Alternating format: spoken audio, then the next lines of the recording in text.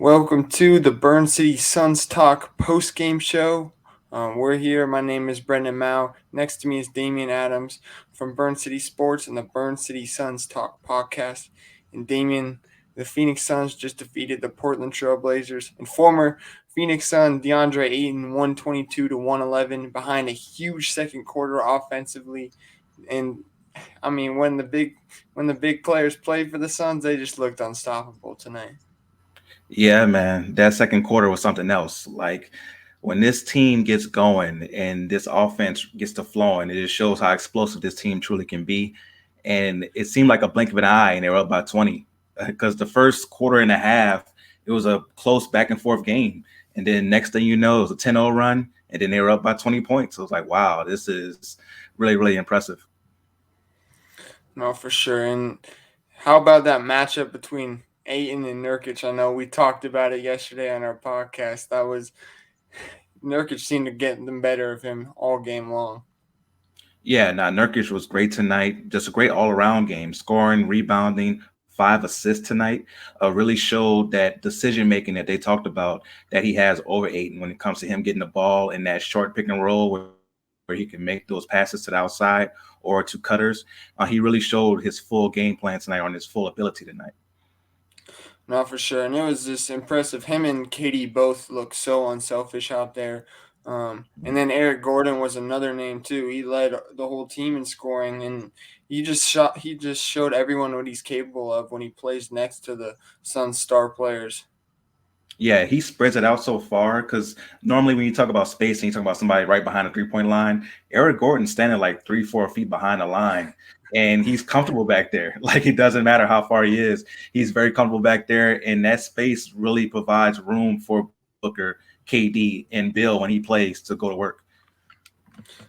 No, for sure. And just going back to Nurkic, it seemed like when he plays like this, I don't know who could beat them. Just based off this small sample size tonight, because he was doing it everywhere. I mean, defensively against Aiden, he was a wall. And we Yeah. saw that last matchup against Jokic, and then that just fed into his offensive production because he had that nice assist to KD on the fast break too. That's just his whole arsenal was on display tonight, and I think that was something we hadn't really seen before tonight of what Nurkic could bring to the table. Yeah, no, tonight was his best game in the preseason by far. Like you said, really showed it all. I love how it just his first score was an and one, where he was able to get the ball, take the contact, get the layup, and make the free throw. Also did he hit 2 3 points tonight? So he also showed the range as well. So I think that Nurkic really had, just the all around game that you want to see from him. Yeah, for sure. And then we didn't get a chance to react to the who was in and out, who was in and who was out tonight. We saw. I don't know why we talked about it yesterday. I don't know why everyone was reporting that the big three was playing tonight when that's not what Coach Vogel said yesterday. He said a decision was coming today, and that decision left Bradley Beal out of the equation. But it wasn't because of rest; it was lower back tightness, which they were just being precautionary with. So I don't know if we'll see any of the big three after tonight, after that performance. Like, what else do they have to show? Maybe they'll get in the last game. But hopefully, Suns fans can see them in on Monday night. And they have an open practice too on Sunday, so that might be the only chance Suns fans get to see the big three. And then two more big names that were out were Josh Okogie and Grayson Allen, who me and you both said have been the two best players in the preseason up until this game. So the Suns still got it done without those three guys, and just overall, it was a very impressive showing for the Suns all game long. Yeah, definitely. And you love how they were resilient in this game. So we talked about the explosion in the second quarter. They had another explosion in the fourth quarter with their bench players. So you have to love seeing that as far as one of the concerns about this team was maybe a lack of depth. And when you see a team able to explode in the fourth quarter with all bench players and start the quarter on an 18-3 run, that really shows you what this team is capable of outside of just the big three as well. Yeah, no, and they went on that run and it forced Portland to put some of their starters back in the fourth Yeah. quarter of a preseason game. That's crazy. And just yeah, I mean Portland starters played most of the game. Most of their main guys did, and the Suns only played in the first half. But I mean, they were up 76-55 at halftime. The and they were only up by 3 at the end of the third quarter, so it looked kind of murky for them right there. But they were able to get it done in the end, and like you said, that huge run was kind of propelled by Keon Johnson and Jordan Goodwin, who we saw for the first time tonight. Kind of started that in the fourth quarter, and then Yuta Watanabe came in and just exploded and made it an unreachable lead for the Suns.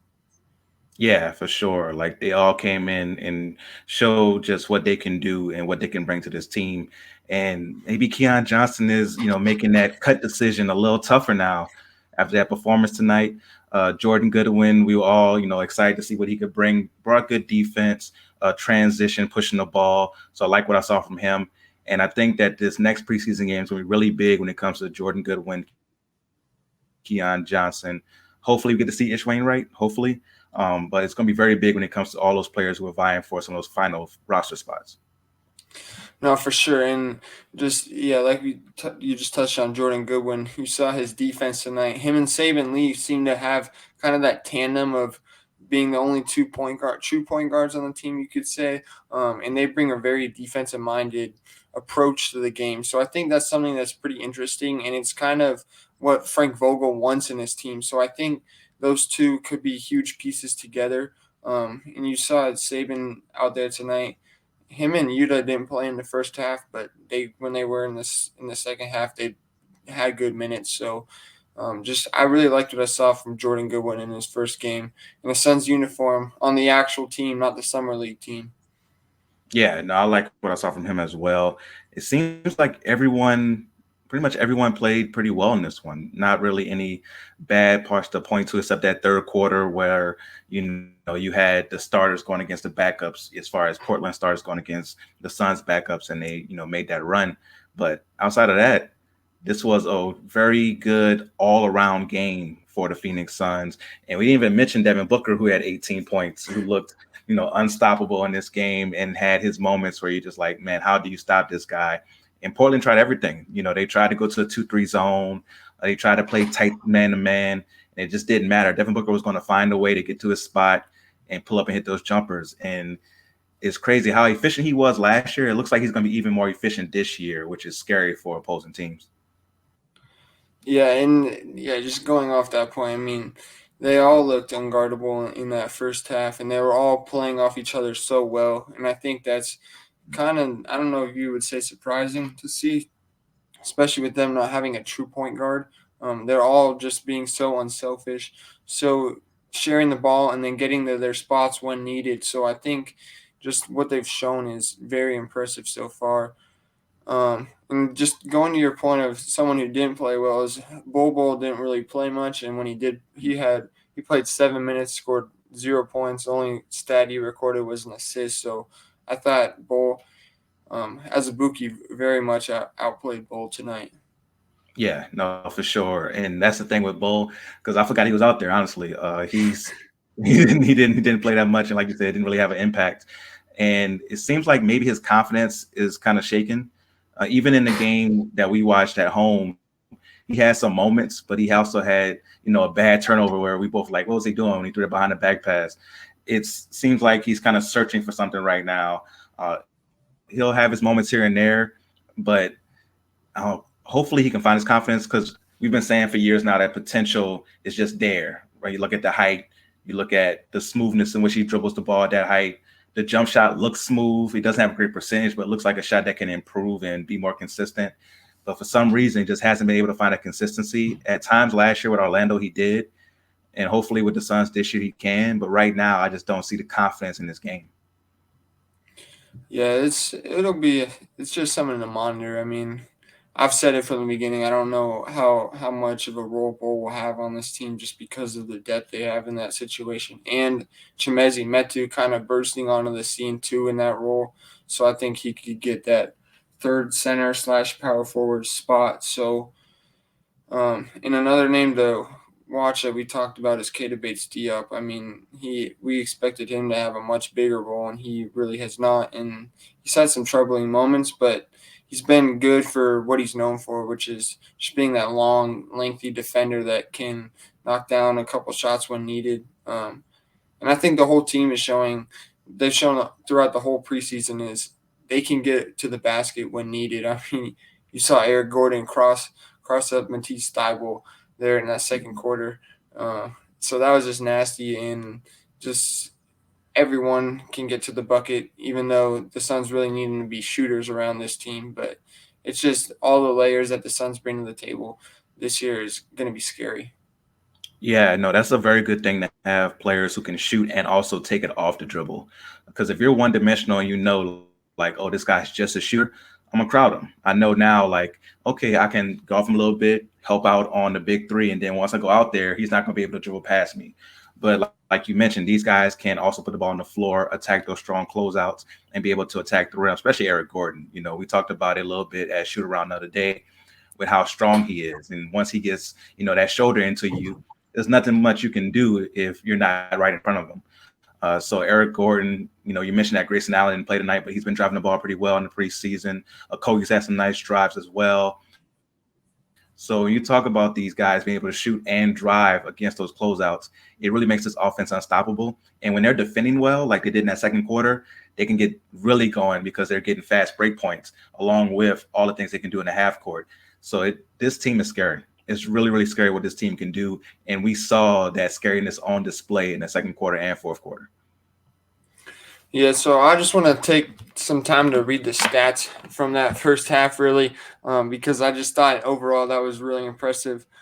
So, like Eric Gordon, we mentioned, had 20 points to go along with 3 rebounds and 2 assists. Booker, like you said, had a big game. He had 18 points, 5 assists. Um, KD had 16 points to go along with 6 assists, 4 rebounds, and then Nurkic really highlighted the stuff in the stat sheet is he had 17 points, 8 assists. 8 rebounds, 5 assists, uh, 2 steals, and a block. So just those 4 guys are gonna be matchup nightmares for anyone that tries to go against them, and that's even without Bradley Beal. So if I think that lineup's gonna be scary when they play Eric Gordon at that fifth spot, and I think they will a lot to close out games because of what he showed today. Oh, for sure. Yeah, I can see them closing out with Eric Gordon because of his offensive acumen and what he brings to the table. And with Nurkic, again, one of the things that I highlighted that I was concerned about was rebounding because he hasn't been like an amazing rebounder. He's been good, but he hasn't been an amazing rebounder over the last couple of years. And getting 8 rebounds in the first half and getting a block and also deterring some other shots at the rim as well. There was one where Scoot Henderson was driving and you saw that he kind of rushed the layup because Nurkic was right there. That's what I kind of talked about yesterday at the podcast is when you're driving to the hole and that fear of the shot blocker is there, it can make you miss layups that you would normally make. And that's what you saw with Scoot Henderson on one of those plays. So with Nurkic protecting the rim in that way and rebounding like that, that makes this defense so much better because it makes it hard for offensive players once they get past the perimeter guy to think, okay, now I have a layup or now I have a floater when you have somebody down there who can deter shots. So he did a great job just all around today. He definitely was the player of the game for me. Yeah, I'd have to agree with you there. I think him and Eric Gordon just because of what we saw from Eric Gordon tonight. I mean, Yeah. they just showed what they're capable of, and I think that's something that Suns fans really wanted to see because. I mean, Nurkic had his flashes, especially against Jokic last game, and kind of in the second quarter of the first game against the Pistons. But just to put that full performance together and shut down Deandre Ayton, I think that was a big one. Ayton only had 7 points tonight, and he played 24 minutes. So, I mean, he played a majority of the game, and Nurkic really shut him down. So, and just the Suns and their whole bigs without Eubanks still dominated the paint. So I thought that was really promising to see because Eubanks is definitely going to be a guy that dominates the paint on both ends, finishing around the rim and altering shots. For sure. Nah, the bigs look good tonight.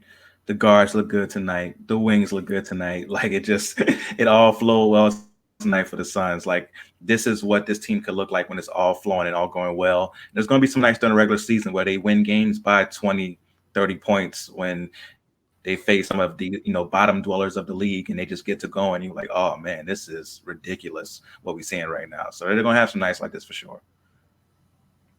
Yeah, so Suns fans, you can go watch the Suns this Sunday. I think it's at noon at Footprint Center for an open practice. So that's your next chance to see the Suns. And then the day after that, they welcome the Portland Trailblazers here.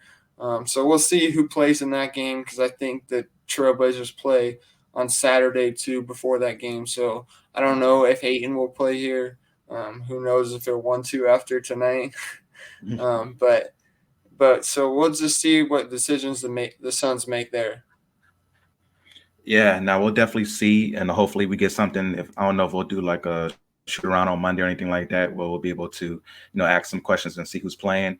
But hopefully we get to see, all of guys play, even if it's for a short period of time. We get to see them play, and home fans get a little taste of what's going to happen during the regular season. And it'll be cool because they haven't really played at home yet, so it would be cool to see them play at home since they have such a nice little break between this game and the next one. Yeah, I think that's gonna do it for this recap. Is there anything else you want to add? Nah, that is it for this recap. Looking forward to the next one. All right, yeah. Be sure to follow us. Our socials are down below. You can follow our podcast, Burn City Suns Talk. We just dropped an episode yesterday. We went live, so you can check that out on our YouTube channel, just where we're streaming this. So be sure to check that out and check out all the stories on BurnCitySports.com. We from Suns, Cardinals, ASU, the D-backs right now, the Coyotes, the Rising. I mean, you name it, we have it. So be sure to check out our website from all of our great writers. We have content 24/7. So just check us out and be sure to stay tuned for me and Damien's coverage of the Suns all season long. We'll be doing these shorts and our podcast every week. So be on the lookout for that. So until next time, we'll see you later.